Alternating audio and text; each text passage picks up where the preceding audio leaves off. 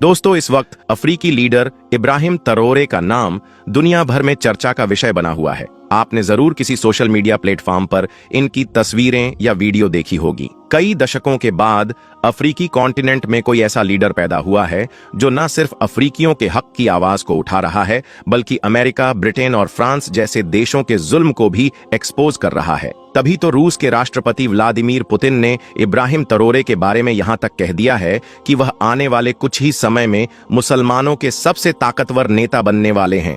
इतना ही नहीं, social media पर लोग उन्हें सलाउद्दीन अयूबी से भी कंपेयर कर रहे हैं। आपको बता दें, सत्ता पर काबिज होते ही इब्राहिम तरोरे ने सबसे पहले फ्रांस की आर्मी को अपने देश से निकाल कर फेंका। उसके बाद गाजा के मसले पर इजराइल और उसके सहयोगियों का खुलकर विरोध किया। सिर्फ इतना ही नहीं, वो अपने काले रंग की वजह से खुद को हजरत बिलाल हबशी के खानदान का बताकर पूरी मुस्लिम कौम के लिए यह पैगाम भी दे रहे हैं कि कौम अपने आप को यतीम ना समझे। तो आज की अपनी इस वीडियो में हम इब्राहिम तरोरे की पूरी कहानी विस्तार से आपको बताएंगे और साथ में यह भी बताएंगे कि क्यों आने वाले कुछ सालों में वह बन सकते हैं मुस्लिम दुनिया के सबसे ताकतवर नेता। तो इस वीडियो को आखिर तक जरूर देखिएगा और अपने तमाम दोस्तों में शेयर कीजिएगा। दोस्तों, इब्राहिम तरोरे की कहानी को समझने के लिए हमें वक्त में थोड़ा पीछे जाना होगा। आज से तकरीबन 36 साल पहले सन 1988 में बुर्किना फासो के एक छोटे से गांव कैरा में एक मिडिल क्लास परिवार में उनका जन्म हुआ। अपने शुरुआती दिनों से ही उन्हें सेना ज्वाइन करने का बहुत शौक था और इसी वजह से वह बुर्किना फासो की सेना में शामिल हो गए। वक्त गुजरता रहा, माली में यूएन की शांति सेना में भी उन्होंने काम किया और इसी वजह से उनकी बहादुरी को देखते हुए और उनके नेतृत्व की क्षमता को पहचानते हुए उन्हें विश्व के सबसे दूरदर्शी आर्मी जनरल्स में गिना जाने लगा। लेकिन 2022 में उनकी जिंदगी ने ऐसा मोड़ लिया जिसने उन्हें रातों रात सुर्खियों में ला दिया। जी हां दोस्तों, आपको बता दें, सितंबर 2022 में इब्राहिम तरोरे ने अपने साथी सैनिकों के साथ मिलकर एक तख्ता पलट किया और तत्कालीन अंतरिम राष्ट्रपति पॉल हेनरी दमीबा को सत्ता से हटा दिया और मात्र 34 साल की उम्र में वो बन गए बुर्किना फासो के राष्ट्रपति। लेकिन सवाल यह है कि यह तख्ता पलट क्यों हुआ और क्यों इब्राहिम तरोरे ने ऐसा किया। आपकी जानकारी के लिए बता दें, बुर्किना फासो पश्चिमी अफ्रीका का एक छोटा सा देश है। पिछले कई सालों से इस देश में ISIS, अल कायदा जैसे आतंकवादी संगठनों का संकट है और हजारों की तादाद में वहां पर अब तक आम लोग मारे गए हैं। एक आंकड़े के अनुसार ISIS और अल कायदा के हमलों में 2020 से BC के बीच 4000 लोग मारे गए।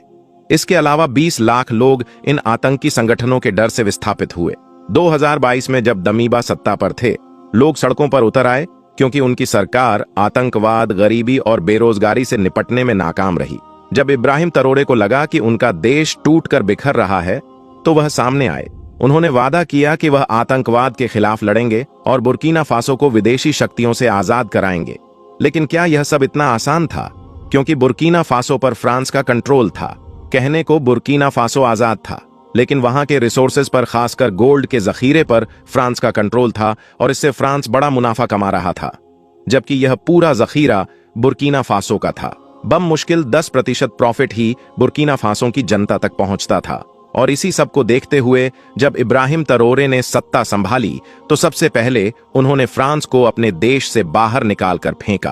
फ्रांस की सेना बुर्किना फासो में मौजूद थी। फ्रांस इतने आसानी से निकलने वाला नहीं था, क्योंकि फ्रांस विश्व की सुपर पावर शक्तियों में गिना जाता है। लेकिन इब्राहिम तरोरे ने यह साफ कर दिया था कि अगर फ्रांस इनके देश से नहीं निकलता है, अपनी सेना को बाहर नहीं निकालता है, तो वह युद्ध के लिए तैयार रहे।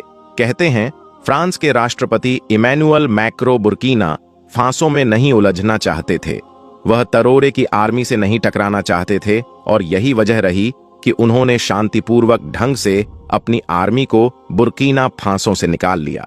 फ्रांस के निकलने के बाद तरोरे यह बात जानते थे कि उन्हें अगर अमेरिका और ब्रिटेन जैसे देशों से निपटना है, तो उन्हें रूस के करीब जाना होगा। लिहाजा इसके बाद उन्होंने रूसी राष्ट्रपति व्लादिमीर पुतिन से दोस्ती का हाथ बढ़ाया, जिसके बाद रूस के राष्ट्रपति व्लादिमीर पुतिन भी तरोरे के साथ हो गए और उन्होंने इब्राहिम तरोरे को आने वाले वक्त का एक बड़ा नेता तक कह दिया। इतना ही नहीं, रूस की तरफ से कई सैन्य उपकरण भी बुर्किना फासो को सप्लाई किए गए और आज के दौर में बुर्किना फासो रूस का एक स्ट्रेटेजिक पार्टनर बन चुका है। इब्राहिम तरोरे की सबसे खास बात यह है, जिसकी वजह से वह सिर्फ बुर्किना फासो में ही नहीं बल्कि पूरे अफ्रीकी कॉन्टिनेंट के युवाओं के बीच फेमस हो रहे हैं। उनका कहना है कि वेस्टर्न जगत सदियों से हमारे क्षेत्र को लूटता आया है। हमारे सोने, हमारे यूरेनियम और अन्य संसाधनों की लूट एक लंबे अरसे से पश्चिमी जगत के कई देश करते आए हैं। ये सारे संसाधन, ये सारा जखीरा हमारे अफ्रीकी लोगों के लिए है। अब आने वाले वक्त में हम अफ्रीकी कॉन्टिनेंट में और ज्यादा लूट नहीं होने देंगे। और दोस्तों, यही वजह है कि लगातार इब्राहिम तरोरे की प्रसिद्धि पूरे अफ्रीकी कॉन्टिनेंट में फैलती जा रही है। सिर्फ इतना ही नहीं, सत्ता संभालने के बाद से वह लगातार इजराइल के खिलाफ भी बोलते आए हैं। उन्होंने इजराइल की खुलकर मुखालफत की है।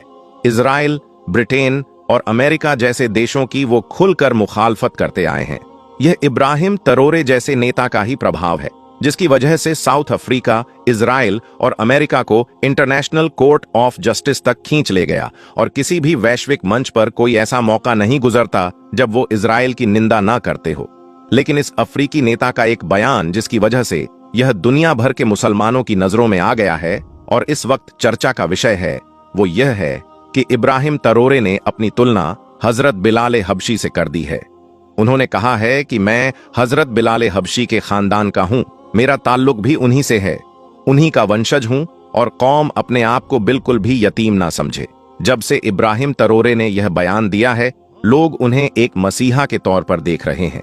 कुछ लोगों का तो यहां तक कहना है कि उनकी सोच में सलाहुद्दीन अयूबी जैसे तेवर नजर आते हैं। फिलहाल दोस्तों, यह तो आने वाला वक्त ही बताएगा कि इब्राहिम तरोरे किस तरह के राजनेता निकलते हैं, किस तरीके के शासक निकलते हैं, क्योंकि उनसे पहले भी कई ऐसे शासक, कई ऐसे नेता हुए जिनका नाम पूरी दुनिया में हुआ। सद्दाम हुसैन इसका बड़ा उदाहरण है। लेकिन वक्त के साथ साथ ना उनकी सत्ता रही और ना वह